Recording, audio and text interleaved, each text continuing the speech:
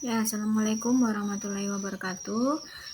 Kali ini saya akan menjelaskan mengenai apa itu kurikulum. Kurikulum adalah komponen penting dalam sistem pendidikan, yaitu pengalaman belajar dari titik awal sampai titik akhir. Jadi, kurikulum merupakan jantungnya dalam proses pembelajaran. Nah, ada 4 komponen dalam kurikulum. Yang pertama yaitu tujuan, yang kedua konten, yang ketiga metode atau cara, yang keempat adalah evaluasi. Nah, ada pun fungsi dari kurikulum yaitu untuk memandu dalam proses belajar murid. Selanjutnya, kenapa sih kurikulum perlu dirubah? Kurikulum perlu dirubah untuk memenuhi kebutuhan murid dan perkembangan zaman. Mengingat bahwa zaman semakin tahun semakin berubah, semakin berkembang, yang tadinya belum mengenal IT ke zaman sekarang yang sudah mengenal IT. Dan kebutuhan murid juga yang semakin berbeda-beda.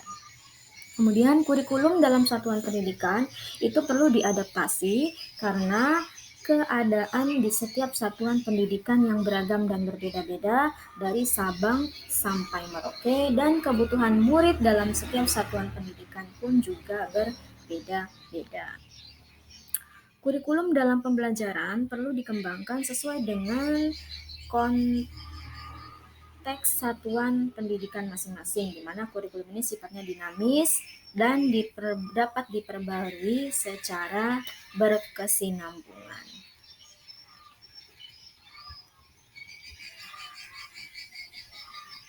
Kemudian prinsip umum pembelajaran. Pembelajaran dan asesmen merupakan bagian yang sebaiknya tidak dipisahkan karena guru dan peserta didik perlu memahami kompetensi yang dituju, sehingga perencanaan, proses, dan evaluasi perlu diupayakan guna mencapai kompetensi tersebut. Pembelajaran dan asesmen merupakan satu kesatuan siklus yang pada ujungnya membantu keberhasilan peserta didik.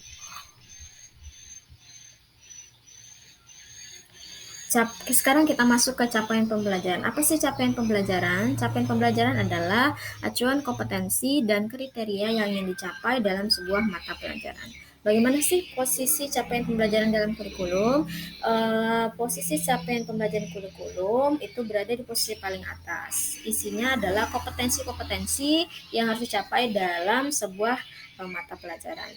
Dari capaian pembelajaran itu akan dikembangkan menjadi tujuan-tujuan pembelajaran yang nantinya akan dikembangkan lagi menjadi alur tujuan pembelajaran yang akan dipraktekkan di dalam kelas. Sementara kaitan kompetensi, capaian pembelajaran, dan profil pelajar Pancasila ialah dalam melaksanakan proses belajar mengajar atau pengalaman belajar harus mengaitkan dengan profil pelajar Pancasila. Apa sih profil pelajar Pancasila itu? Profil pelajar Pancasila adalah karakter dan kompetensi yang menjadi fokus sistem dalam pendidikan nasional.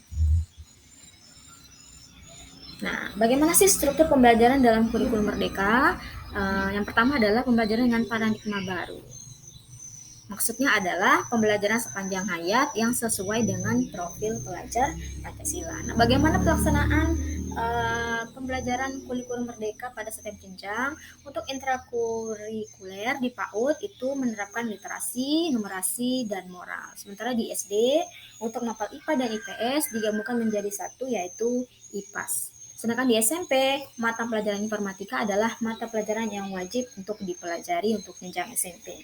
Untuk jenjang SMA sudah naik tingkatan, yaitu adanya pemilihan antara umum dan peminatan. Nah, peminatan ini dipilih pada saat nanti di kelas 11.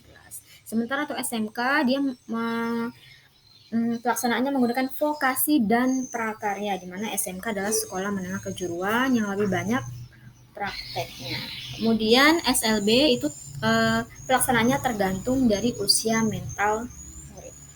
Sedangkan untuk ekstrakurikuler itu dilaksanakan sesuai dengan minat murid yang ada di sekolah. Dan untuk proyeknya adalah untuk penguatan profil pelajar Pancasila dengan alokasi waktu sendiri dan asesmennya berkaitan dengan profil pelajar Pancasila.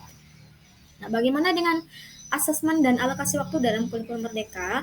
Untuk asesmennya itu berfungsinya adalah sebagai umpan balik dan bahan refleksi bagi guru, murid, dan orang tua. Sementara untuk alokasi waktu dalam pembelajaran kurikulum Merdeka itu ada 3 macam, reguler, blok, dan kolaborasi. Ya, demikian yang dapat saya sampaikan. Kurang lebihnya Bapak Ibu silakan berikan masukannya, kritik dan saran yang membangun sangat saya harapkan untuk kesempurnaan yang selanjutnya. Oke, terima kasih. Assalamualaikum warahmatullahi wabarakatuh.